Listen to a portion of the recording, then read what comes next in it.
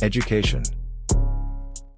Les répondants, les tambouillés, à nous lever, à nous lever, à nous payer, à nous lever, à nous payer.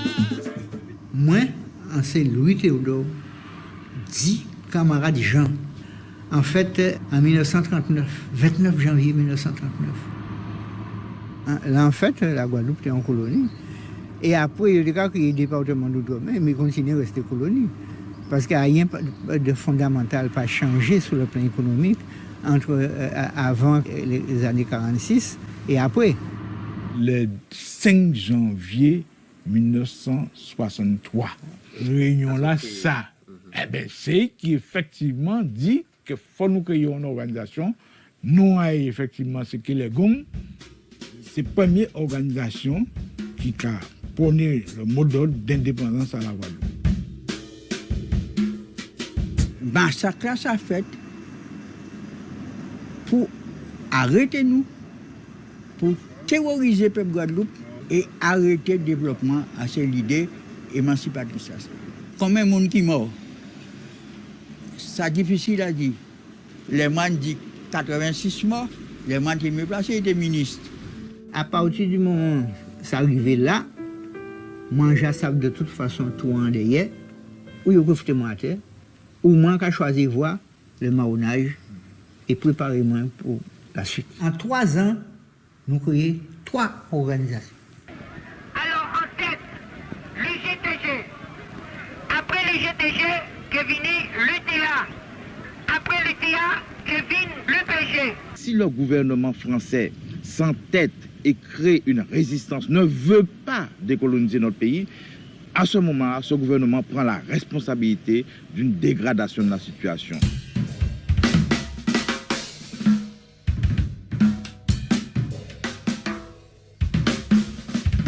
C'est pas nous qui discutons les Français, ça qui change en mer. De toute façon, les Français n'y ont seul à comprendre, c'est avoir de la violence. Il y a longtemps que je m'élève contre le processus de violence qui est en train de se dégrader en Guadeloupe.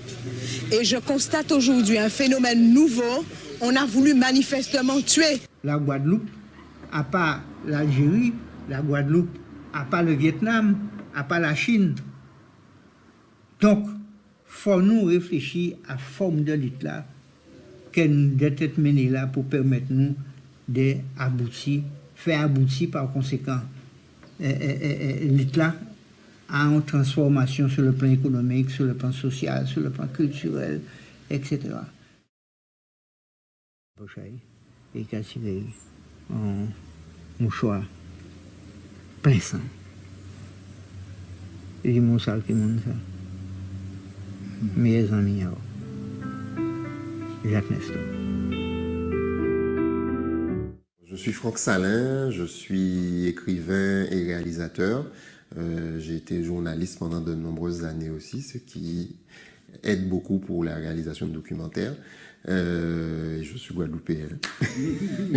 Alors, mon père, Jacques Salin, était le porte-parole de l'UPLG, qui était le principal parti indépendantiste dans les années 70-80. Et quand il était vivant, il me disait toujours, mais Franck, tu fais des films, tous les leaders de ce mouvement-là sont âgés, ils sont nés dans les années 30, faudrait que tu fasses ça. Et il se trouve que lui, qui était plus jeune, qui était né au début des années 50, il est décédé. Et ça a été comme un déclic. J'ai décidé d'écrire ce film-là. J'ai appelé d'anciens responsables du mouvement indépendantiste, de l'UPLG, du MPGI. Et le film est né suite à mes discussions avec toutes ces personnes. Moi, c'est Louis Théodore, dit camarade Jean. En fait, en 1939, 29 janvier 1939. Là, en fait, la Guadeloupe était en colonie. Et après, il y a eu le département d'outre-mer, mais il continue à rester colonie. Parce qu'il n'y a rien de fondamental pas changé sur le plan économique entre avant les années 46 et après. Je pense que la Guadeloupe est contrainte à une évolution. 1946, c'est la départementalisation. On a été une colonie esclavagiste, on a été une colonie tout simplement, aujourd'hui département, mais manifestement on se rend compte que le statut actuel n'est plus viable. Donc vers quoi on va évoluer? Est-ce que ce sera une autonomie, une indépendance? Je ne sais pas, c'est à nous et aux jeunes générations d'en discuter. Mais je pense que de toute façon, comme par le passé, le statut de la Guadeloupe va continuer à évoluer. On ne peut pas rester figé dans ce statut-là. En cas pour l'indépendance, parce que dans le pays là, ça y a un peuple, et peuple là, ça, qui est trouvé chimé à développement là. À pas d'autres monde qui est trouvé ici. Je ne sais pas s'il a un héritier. Il y a des leaders qui prônent toujours l'indépendance et le changement, comme par exemple à l'UGTG, Elie Domota, l'UPLG a eu de nouveaux responsables. Je dirais plutôt qu'il a plusieurs héritiers, des gens qui connaissent ce qu'il a fait et qui continuent de porter le flambeau. Mais pour moi, l'important, et c'est l'une des raisons pour lesquelles j'ai fait le film, c'est que nous, notre génération, les personnes qui sont nées dans les années 70, 80, et les plus jeunes encore, qui n'avons pas participé à ces mouvements-là, que nous les connaissions, puisque aujourd'hui, on voit de plus en plus de jeunes qui portent le drapeau UPLG, qui revendiquent leur identité guadeloupéenne. Mais au-delà de ces revendications, je pense qu'il faut connaître ce qui a été fait par nos aînés pour ne pas réinventer l'eau chaude. La première organisation que nous créons là, c'est l'UTA. Travailleurs agricoles pour nous, sont concept qui était regroupé à la fois ouvriers et paysans.